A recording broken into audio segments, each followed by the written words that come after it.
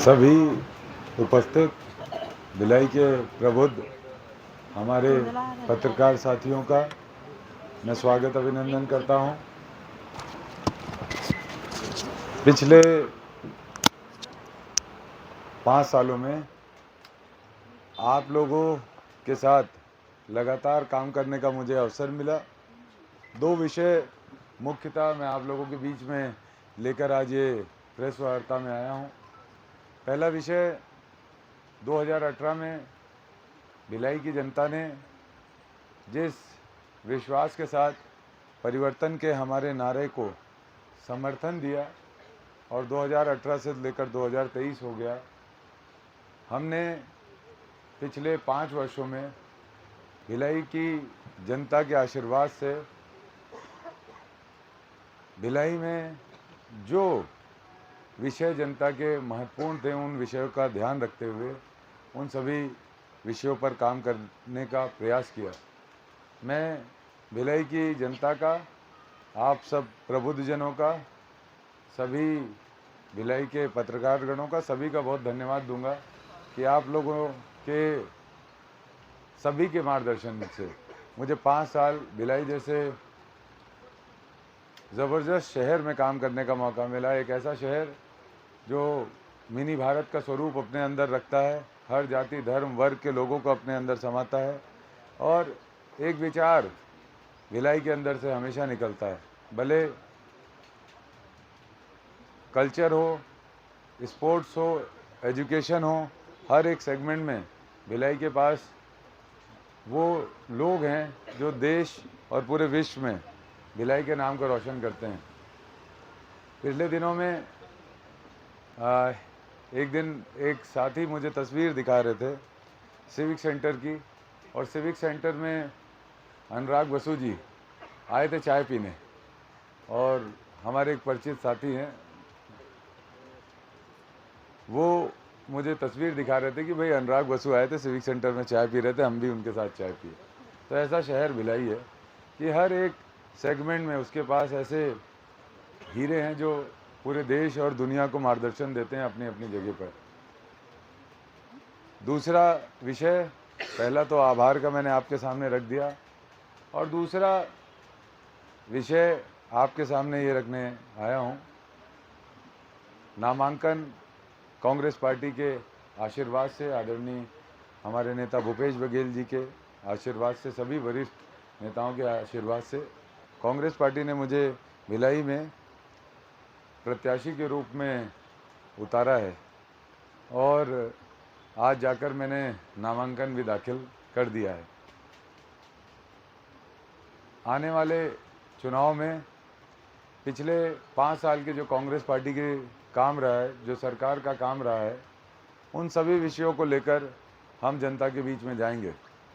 और जनता ने और आप सब ने पिछले समय में भिलाई के अंदर जो राजनीतिक बदलाव या कार्यप्रणाली में बदलाव आया, उसको आप लोगों ने और आम जनता ने सब महसूस किया है। जनता के ही आशीर्वाद से पिछले 5 वर्षों में भिलाई में बहुत सारे ऐसे काम हुए हैं जो कहीं ना कहीं पहले लोगों को विश्वास नहीं था कि ये सब हो सकता है। भले कोविड काल में अथक प्रशासन का प्रयास हो, या हम लोग कुर्सी पार में घर घर पानी देने की बात करें, या छावनी के पट्टे की बात करें, या बिजली बिल हाफ योजना की बात करें, या सबके ध्यान से पूरी तरह से मिट जाने वाली बात कि कभी हाउस लीज की रजिस्ट्री में कोई हल निकल सकता है, उस विषय की बात हो, सभी एक विषय में हमारी सरकार ने काम किया है और एक जन संवाद लोगों के बीच में बनाया है। आज अधिकृत रूप से नामांकन करने के बाद मैं आप लोगों के समक्ष हूँ। आज शाम से हनुमान मंदिर सेक्टर 9 से हम सभी साथी हमारी अगली पारी 17 नवंबर के चुनाव के लिए और अगली पारी की शुरुआत कर रहे हैं। विश्वास यात्रा के नाम से ये यात्रा हम चालू कर रहे हैं।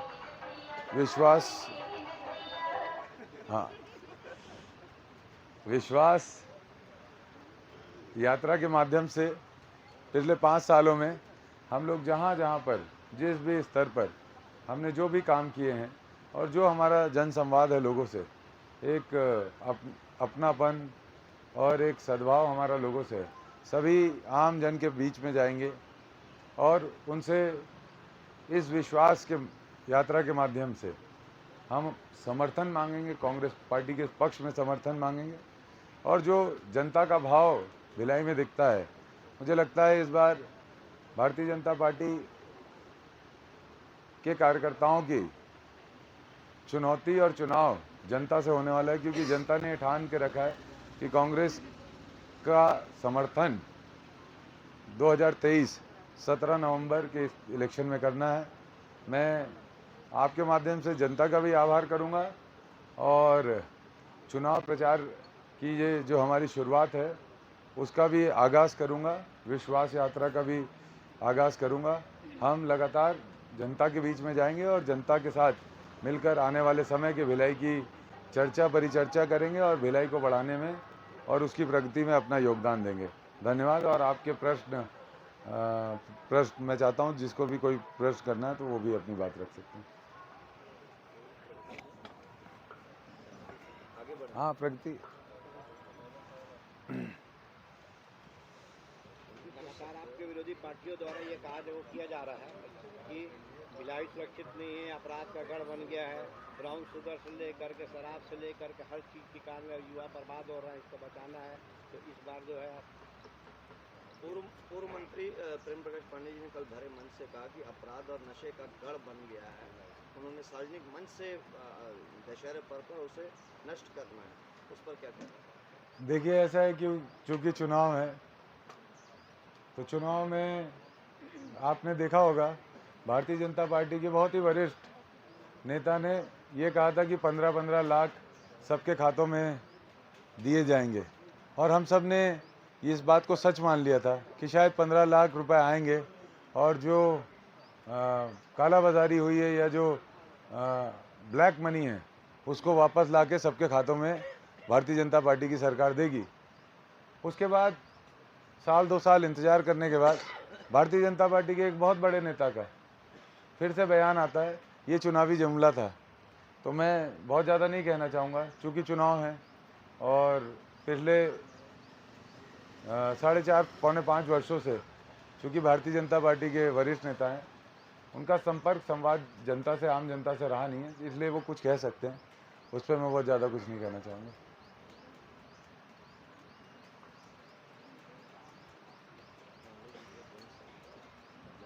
भैया एक बेसिक सा सवाल है, भिलाई को एजुकेशन ऑफ छत्तीसगढ़ कहा जाता है और बहुत सारे जगह से बहुत दूर से स्टूडेंट्स यहाँ पढ़ने आते हैं, लेकिन उनके वेलफेयर के लिए ऐसा कुछ प्लान जैसे रेंट कम कर देना या खाने का जो टिफिन में व्यवस्था है वो कम कर देना, इसके लिए कुछ प्लान होगा क्या? बहुत अच्छा सवाल है। देखिए, ऐसा है कि भिलाई एजुकेशन हब है और जैसे हमने कोटा को देखा, कोटा जो डेवलप हुआ उसमें प्रशासनिक रूप से उस पर काफ़ी मेहनत की गई और जो बाहर से आने वाले बच्चे हैं उनकी सुविधाएं और जो कोचिंग सेंटर्स हैं उनकी सुविधाओं पे बहुत विशेष ध्यान दिया गया। उसके कारण कोटा बन पाया। भिलाई में जितना स्कोप है उसके हिसाब से हमको काफ़ी काम करने की ज़रूरत है और इसका रोड मैप हमारा बना हुआ है।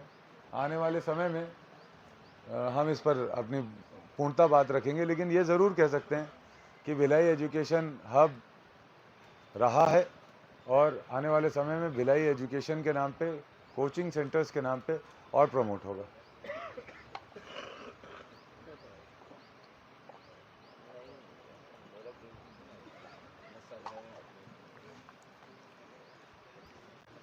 ये अब जो यात्रा निकाल रहे हैं माननीय केंद्रीय चुनाव आयोग है, उससे पूरी अनुमति वगैरह, कितनी गाड़ियाँ वगैरह रहेंगी, क्या रहेगा रोड? पद यात्रा रहेगी। अब गाड़ियाँ तो 1-2 गाड़ी रहेगी तो रहेगी, ऐसा बहुत ज़्यादा नहीं है। एक ढोल नगाड़ा लेके निकलेंगे, लोगों के बीच में जाएंगे, अपनी बात करेंगे।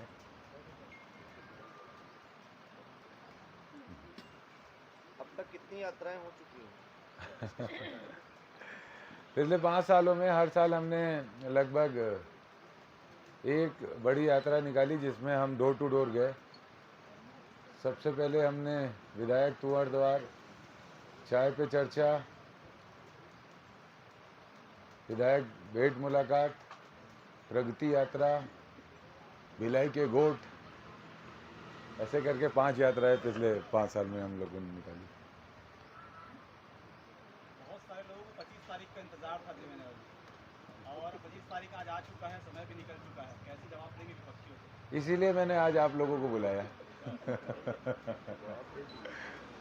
अगली सुनवाई जो है ईडी की 12 दिसंबर को तय की गई है, तो इस बारे में क्या कहना चाहिए? देखिए, ऐसा है कि भारतीय जनता पार्टी के पास अफवाह के अलावा अब आया सवाल थोड़ा सा कि थोड़ा बात की जाए।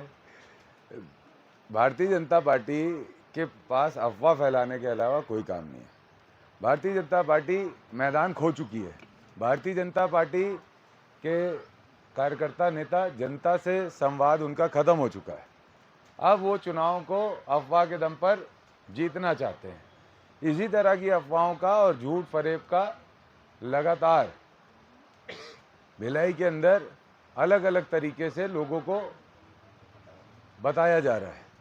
चौक चौराहे पर, पान ठेलों में अपने कार्यकर्ताओं को अफवाह फैलाने के लिए बैठाया जा रहा है, सुबह से शाम तक, कि आप ये कहिए, ये कहिए, ये कहिए। तो देखिए, मैं आपके माध्यम से कहना चाहता हूँ, बहुत सारे सवाल पिछले समय में भारतीय जनता पार्टी के नेताओं ने और कार्यकर्ताओं ने प्रमोट किए, लोगों के बीच में बहुत सारी चीज़ों को डाला, भले वो विधानसभा की टिकटॉक का मामला हो या ईडी के नाम पर लोगों को डराने का मामला हो। पहले इन लोगों ने लगातार डेट देते गए, पान ठेलों में बैठकर डेट देते गए कि इस डेट पे ये हो जाएगा, उस डेट पे वो हो जाएगा। लेकिन क्या है, जो झूठ होता है उसका जो सबसे बड़ा जवाब होता है वो समय होता है। समय लोगों के सामने सच लाता है। हम इसलिए इस बारे में कभी कुछ नहीं कहते, क्योंकि हम जानते हैं हम सच हैं और समय सब चीज़ों का जवाब देगा।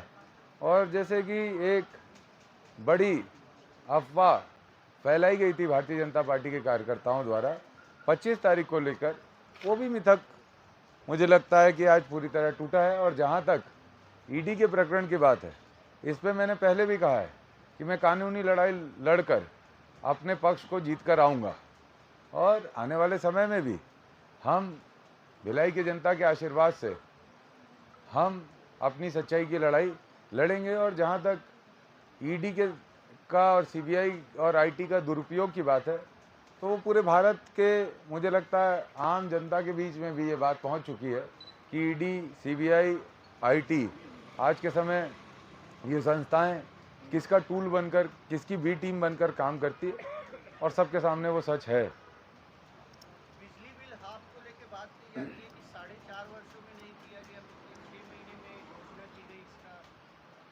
हाँ, बिजली बिल हाफ की योजना में भी बहुत तरीके से लोगों को गुमराह करने की कोशिश की गई है। और बीएसपी के अंदर बिजली बिल हाफ की योजना के अंतर्गत मैं आपको बताना चाहता हूँ, हमारी प्रमुख रूप से प्राथमिकता रही है कि 3 फेज कनेक्शन हम लोगों को दें।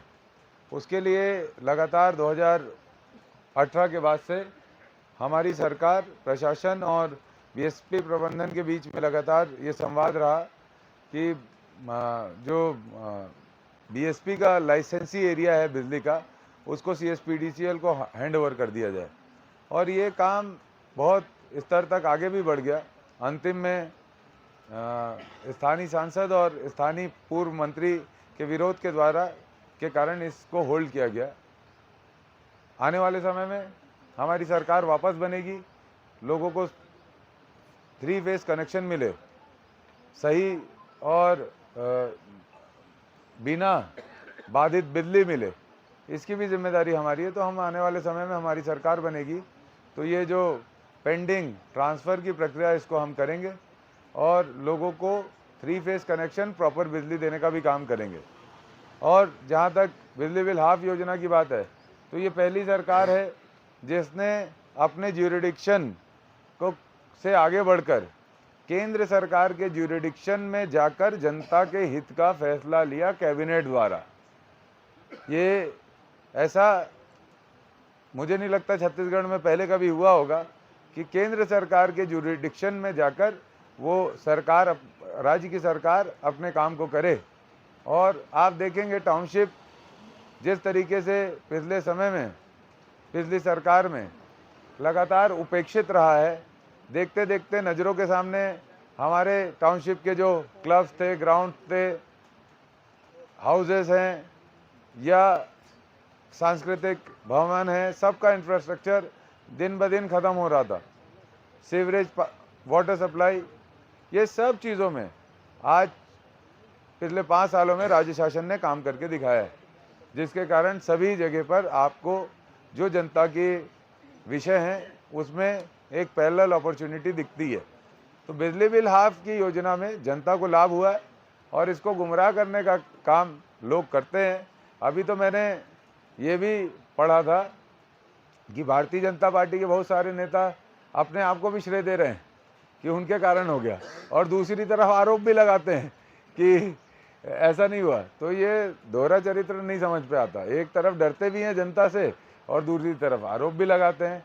जनता खुश है और माननीय मुख्यमंत्री जी का आभार कि उन्होंने भिलाई के लिए इतना ऐतिहासिक कदम उठाया। भिलाई की जनता हर बार बदल देती है विधायक को, क्या लगता है इस बार? भिलाई की जनता बहुत जागरूक जनता है। भिलाई की जनता भिलाई एक ऐसा शहर है जो हर विषय पर अपने विचार रखता है। भिलाई की जनता को जो करना रहता है वो पहले से लोगों के सामने आ जाता है। और मुझे लगता है, तभी मैं लगातार इस बात को कहता हूँ कि इस बार चुनाव बीजेपी का कांग्रेस के कार्यकर्ताओं और कांग्रेस के नेताओं से नहीं है।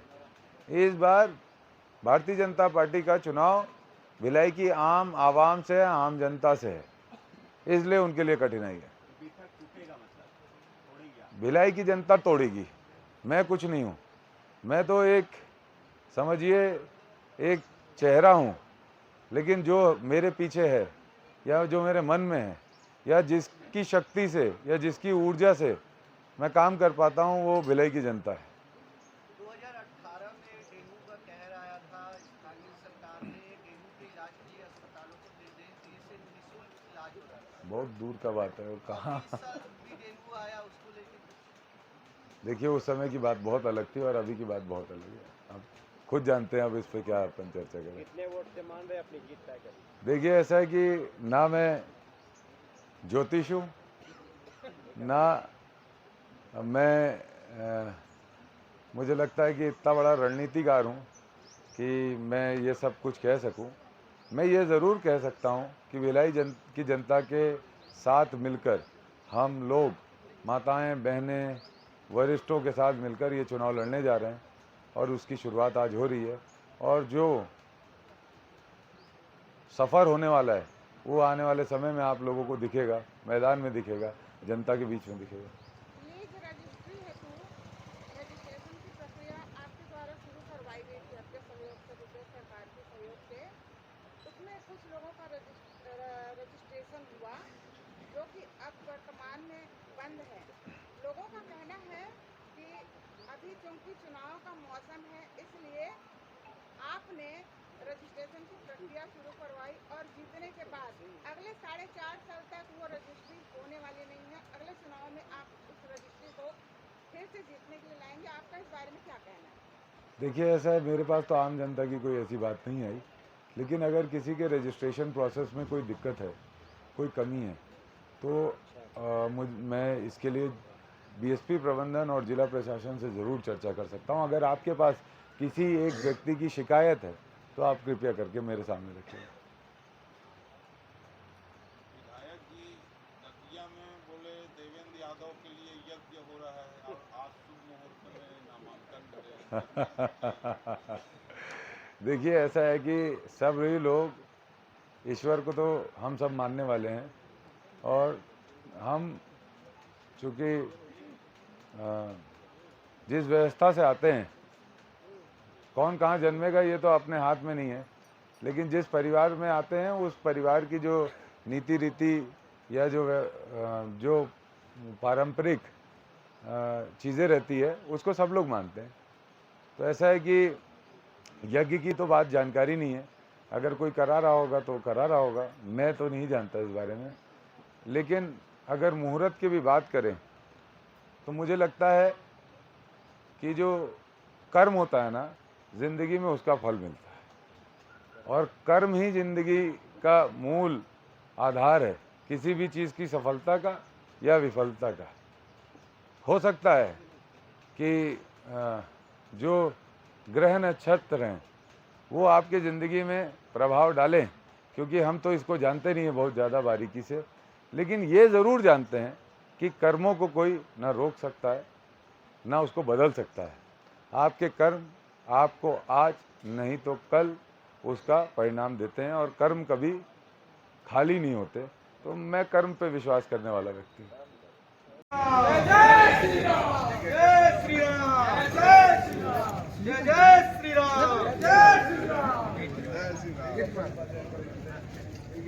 चलिए मैं बढ़ता हूँ आगे। ठीक है, चलो चलो, आप सबका धन्यवाद। आप सब लोग समय दिए। ठीक है लोकेश भैया, अब भाई सब आप लोगों को अपने अपने वार्ड में सब आप लोगों के हवाले। ठीक है, मैं तो फुल टाइम मैदान में रहूँगा। पहनाने बोल रहे हैं, कोई बात है तो वो मंदिर के बाहर बोल रहे हैं।